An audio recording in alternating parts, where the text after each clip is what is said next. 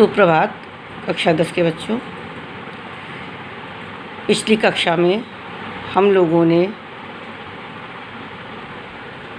हिंदी में काव्य सौंदर्य के तत्व में पहला काव्य सौंदर्य के 3 तत्व हैं, रस, छंद और अलंकार। उसमें से रस की परिभाषा, उसका अर्थ जाना, रस की उत्पत्ति कहाँ से हुई है, इसकी उत्पत्ति रसते असहु इति रसा से हुई है, और इसका अर्थ अर्थात जो चखा जाए, जिसका आस्वादन किया जाए अथवा जिससे आनंद की प्राप्ति हो, उसे रस कहते हैं।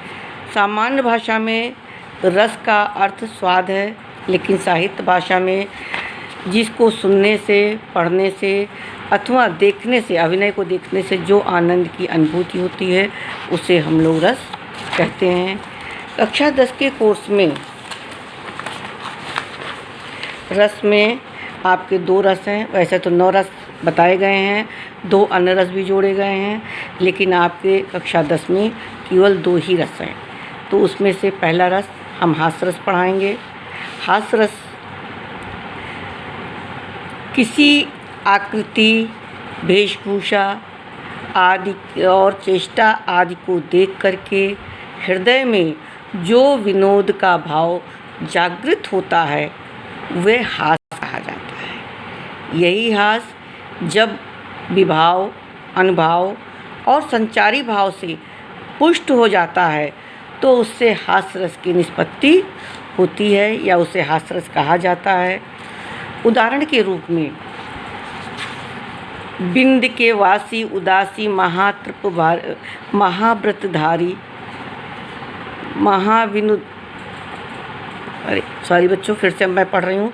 बिंद के वासी उदासी तपोव्रतधारी महाबिनु नारी दुखारे गोमती तिये तरी तुलसी सुकथा सुनिभे मुनिवृंद सुखारे हई शिला सब चंद्रमुखी पर से पद पंजुल कंज तिहारे कीनी बलि नायक जू करुणा कर कानन को पगधारे। इसमें इसका ये अर्थ है कि विंध्याचल जंगल के जो निवासी थे, तपस्वी आदि मुनिगण, वो लोग, क्योंकि उनकी शादी नहीं हुई होती है, तो उन्होंने ये कथा सुन रखी थी कि एक बार अहिल्या गोमती ऋषि की पत्नी, जो गोमती ऋषि के श्राप से पत्थर बन गई थी, वो भगवान राम के चरणों से पुनः स्त्री हो गई थी।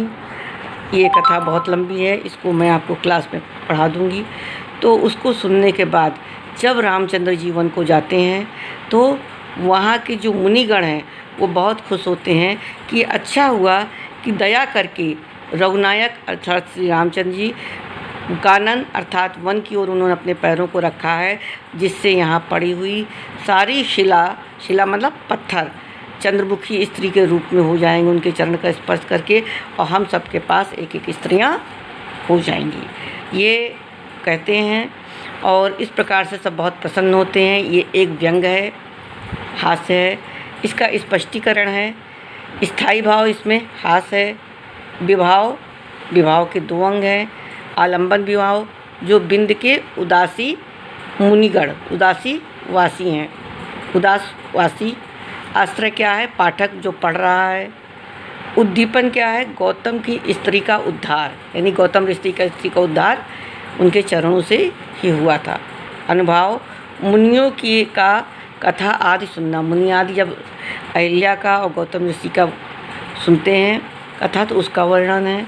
संचारी भाव में हर्ष है, उत्सुकता है और चंचलता है, अर्थात उपयुक्त उदाहरण में हास्य रस की निष्पत्ति हुई है।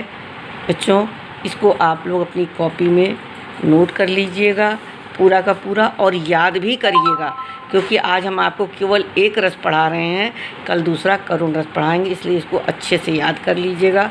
आगे भूलने की किसी प्रकार से आवश्यकता ना हो, इसलिए इसको याद ज़रूर करिएगा और लिख लीजिएगा। धन्यवाद बच्चों।